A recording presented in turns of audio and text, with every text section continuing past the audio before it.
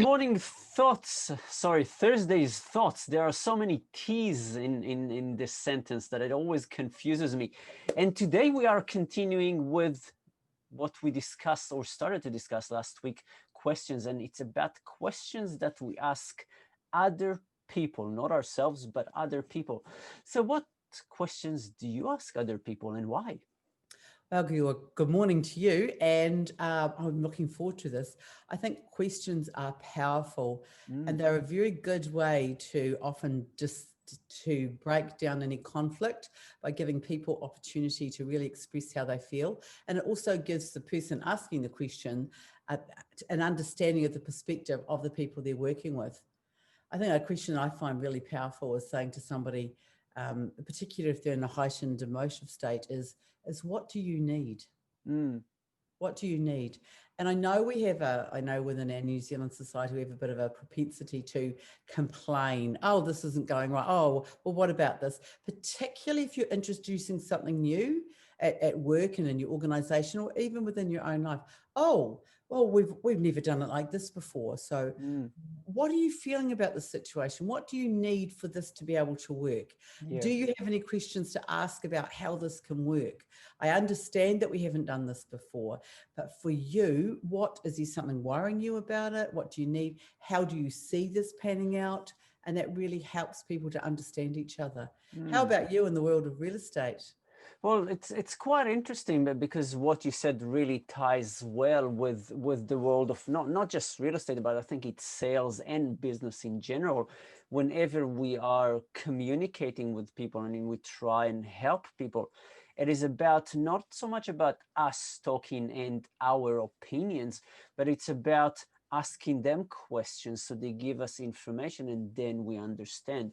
And so it's a lot about people's experiences. How was it? What did you like? What did you not like?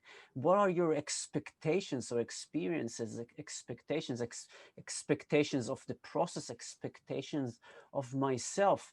And I think so asking people those questions are really important because they give us the information that we need in order to in sales obviously help people and understand people, but in life in general, being able to understand people. But there's Absolutely. And so often people will say, well, I don't know.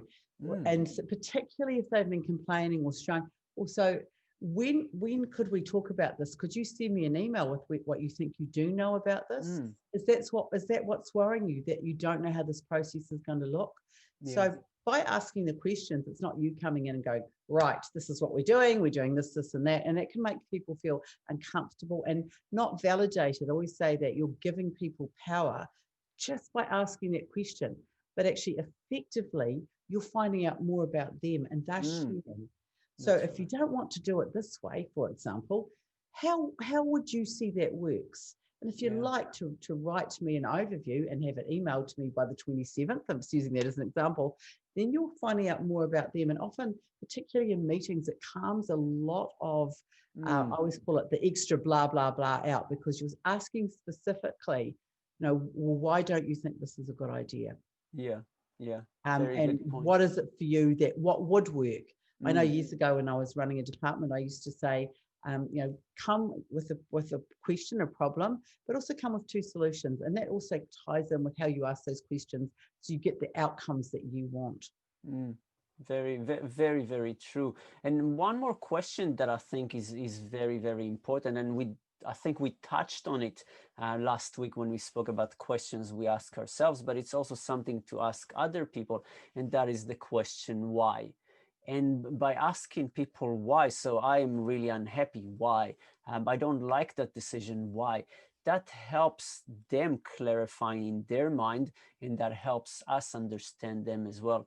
And I think there is, and I think it's Japanese, I'm not too sure, a method known as the 5 whys, that you keep on asking why until you get to a final solution. And usually it takes about Absolutely. 5 whys. The 5 whys is a wonderful way. And I just happen to have a book here called By the Damn Dress. Mhm. And I think it's around your 90, it's in chapter 9. There's a lot in there about questions that I've actually referred to uh, the philosopher Socrates, and I've modernized his question. So quite useful, particularly in your personal life, in your business life, in your life in general. And I think that also we've got to stop saying, I don't know, as an answer to a question.